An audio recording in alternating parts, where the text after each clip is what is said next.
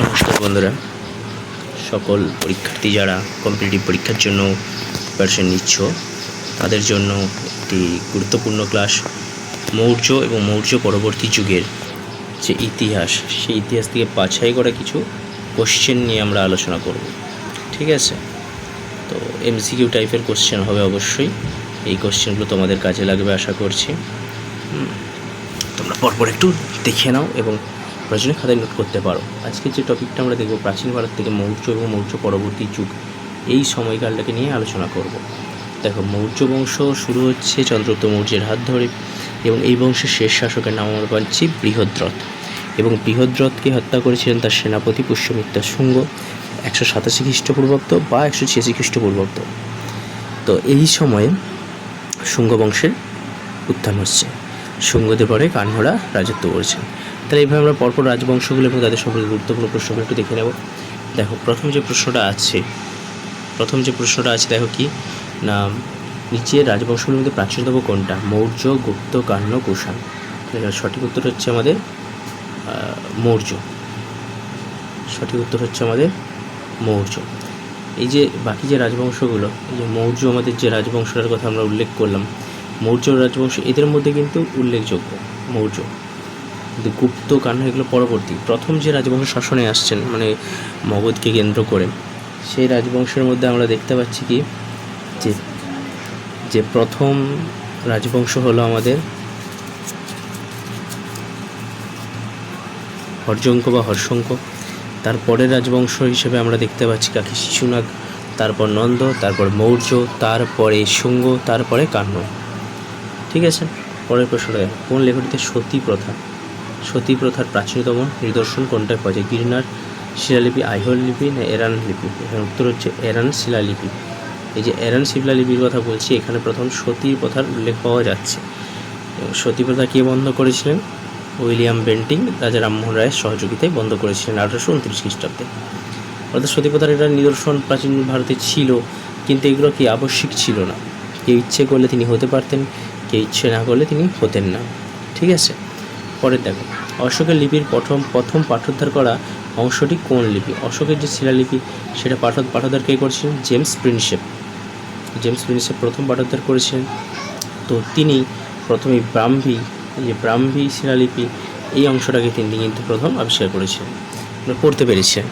James Prinsep ভারতীয় টাকশালের একজন কর্মী ছিলেন।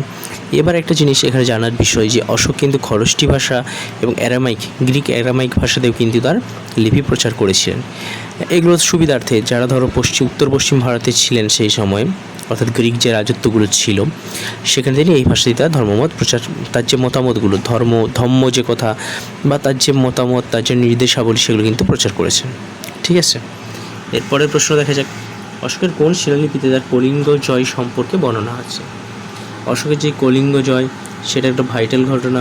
261 খ্রিস্টপূর্বাব্দ বা কোনো বইতেও দেখতে হয় 259 খ্রিস্টপূর্বাব্দ। এগুলো বিতর্কিত বিষয়, এই তথ্য আমরা পাচ্ছি। এবং ত্রয়োদশ, দশম না নবম? এটা হচ্ছে ত্রয়োদশ। তাহলে অশোকের যে শিলালিপি সেখান থেকে আমরা তার রাজ্য জয় সম্পর্কে জানতে পারছি। কলিঙ্গের বর্তমান অবস্থান যদি আমরা লক্ষ্য করি, তাহলে উড়িষ্যা এবং অন্ধ্রপ্রদেশের বেশ কিছুটা অঞ্চল নিয়ে কিন্তু আমাদের এই কলিঙ্গ রাজ্যের অবস্থান ছিল। পরের প্রশ্ন দেখো, কণ্টক শোধন বিচারালয়টি কোন যুগের? গুপ্ত, শুঙ্গ না মৌর্য? এটা সঠিক উত্তর হচ্ছে আমাদের মৌর্য রাজবংশের অধীনে ছিল। তাহলে যে কণ্টক শোধন বিচারালয়টি কী বিষয়টা? কণ্টক শোধন যে বিচারালয়টি ছিল সেটি হচ্ছে দুটি বিচারালয়, একটি ধর্মাস্থি, একটি হচ্ছে কণ্টক শোধনে সাধারণত কী হতো? ফৌজদারি যে মামলা সেগুলোর বিচার করা হতো এবং দেওয়ানি যে মামলাগুলো সেগুলো বিচার করা হতো ধর্মাস্থি হতো। তাহলে এটি হচ্ছে মৌর্য যুগের বিচারালয়। কোন রাজা দেবানম প্রিয় নামে পরিচিত ছিলেন? এটা হচ্ছে অশোক। তার শিলালিপিতে কিন্তু তিনি নিজেকে দেবানম প্রিয় বলে অভিহিত করেছেন। তারপরের প্রশ্ন, বিখ্যাত সাঁচিস্তূপ নির্মাণ কে করেন? সাঁচিস্তূপ, এর সঠিক উত্তর হচ্ছে অশোক।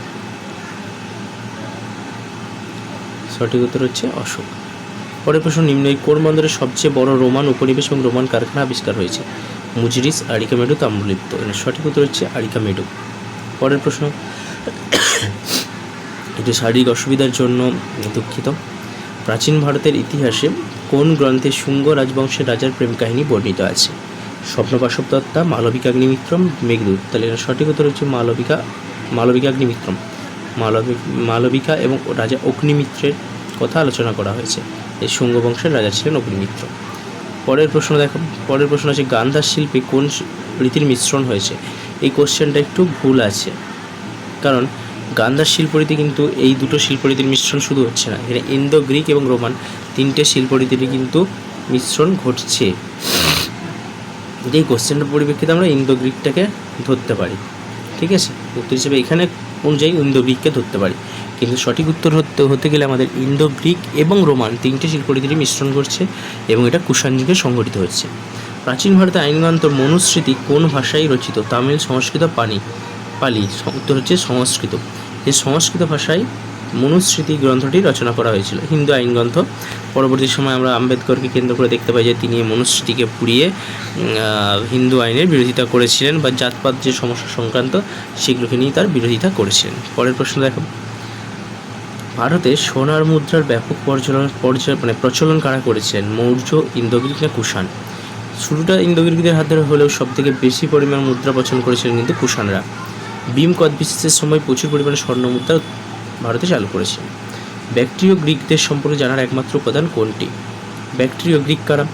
আলেকজান্ডার যখন ভারত আক্রমণ করেছিলেন সেই সময় বেশ কিছু গ্রিক মানুষ তারা ভারতেই রয়ে যান এবং ভারতের উত্তর পশ্চিম অংশ অর্থাৎ বর্তমানে আফগানিস্তানের যে অংশটা এখানে তারা বসতি স্থাপন করেন।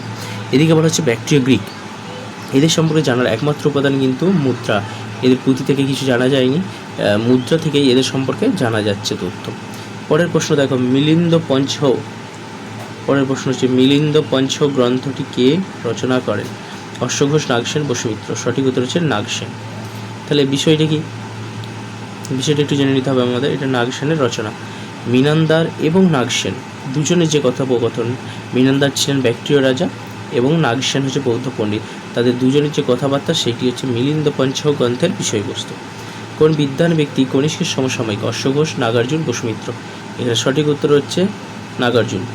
এখানে অশ্বঘোষও কিন্তু তার রাজত্বে ছিলেন, কিন্তু এখানে বিদ্বান ব্যক্তি বলতে উত্তরটাকে ধরা হয়েছে মানে বিজ্ঞানী বা এই ধরনের বিষয়, সাহিত্যিককে ধরা হয়নি। কামসূত্রের রচয়িতা কি? কামসূত্রের রচয়িতাকে বিশাখা দত্ত, বাদশায়ন, বসুবন্ধু। এখানে সঠিক উত্তর হচ্ছে কি বাদশায়ন। তাহলে এই যে কামসূত্রের কথা আমরা বলছি, এখান থেকে শুধুমাত্র মানে সেক্সুয়াল যে বিষয়টা সেটা কিন্তু নয়, সেই সময়কার সামাজিক অবস্থা, বাবুদের বিভিন্ন যে দৈনন্দিন জীবনযাত্রা, পতিতাদের জীবনযাত্রা, সেই সময় অনেক কিছু তথ্য কিন্তু সুন্দরভাবে ধরা হয়েছে, সামাজিক অবস্থা কিন্তু তুলে ধরা হয়েছে। তারপর দেখো, সাতবাহন সময়কার একটি বিখ্যাত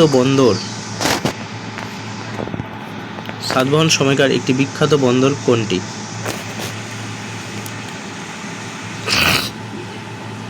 সাতবাহনের সময় দেখো অপশানে দেখো সোপারা, তাম্রলিপ্ত, কোচিন। তাহলে সঠিক উত্তর হচ্ছে সোপারা। সাতবাহনদের সময় একটি বিখ্যাত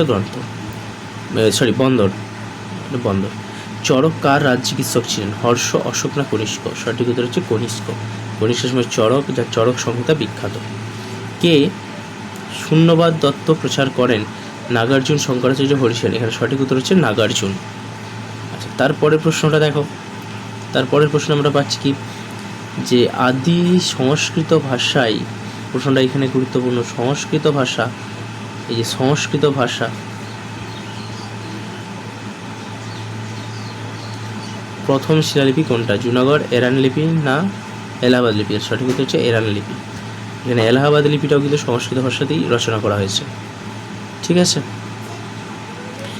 তারপরে কার রাজত্বকালে সিল্ক রুট তৈরি করা হয়েছিল? ভীম কোচবিসেস, কনিষ্ক না হবিষ্ক? তাহলে সঠিক উত্তর হচ্ছে Kanishka. Encyclopedia of Indian medicine বলা হচ্ছে কোন গ্রন্থটিকে? সুশ্রুত সংহিতা, চরক সংহিতা না বৃহৎ সংহিতা? তাহলে সঠিক উত্তর হচ্ছে চরক সংহিতা। কোন বছর হতে শকাব্দ গণনা শুরু হচ্ছে? শকাব্দ গণনা কোন বছর থেকে শুরু হচ্ছে? এখানে শকাব্দ দেখো, এখানে 78 রেডি শকাব্দ, অর্থাৎ কুষাণ সম্রাট কনিষ্ক যখন সিংহাসনে বসছেন সেই সময় থেকে শকাব্দের শুরু হচ্ছে। তারপরে নানাঘাট শিলালিপিকে রচনা করেন? গৌতমী বলশ্রী, নয়নিকা, যজ্ঞশ্রী, বলশ্রী। সঠিক উত্তর হচ্ছে নয়নিকা। প্রথম সাতকর্ণী সাতবাহন বংশের রাজা, তার সম্পর্কে আমরা এই নানাঘাট শিলালিপিতে তথ্য পাচ্ছি। নয়নিকা বা নাগনিকা তিনি ছিলেন প্রথম সাতকর্ণীর স্ত্রী, এবং এখান থেকে আমরা তথ্যাদিগুলো পাচ্ছি। তাহলে এই ছিল আমাদের আজকের ক্লাস। এখানে গুরুত্বপূর্ণ প্রশ্ন তোমাদের নিয়ে আলোচনা করা হলো, যেটা তোমাদের পরীক্ষার জন্য অবশ্যই হেল্পফুল হবে। দেখা হচ্ছে পরের ক্লাসে। ক্লাসটাকে বেশি করে শেয়ার করো, লাইক করো, কমেন্ট করো, অবশ্যই তোমাদের জন্যই করা, তাই সাবস্ক্রাইব অবশ্যই করো। অনেকেই সাবস্ক্রাইব করে যাচ্ছে না, প্লিজ সাবস্ক্রাইব করে নিও।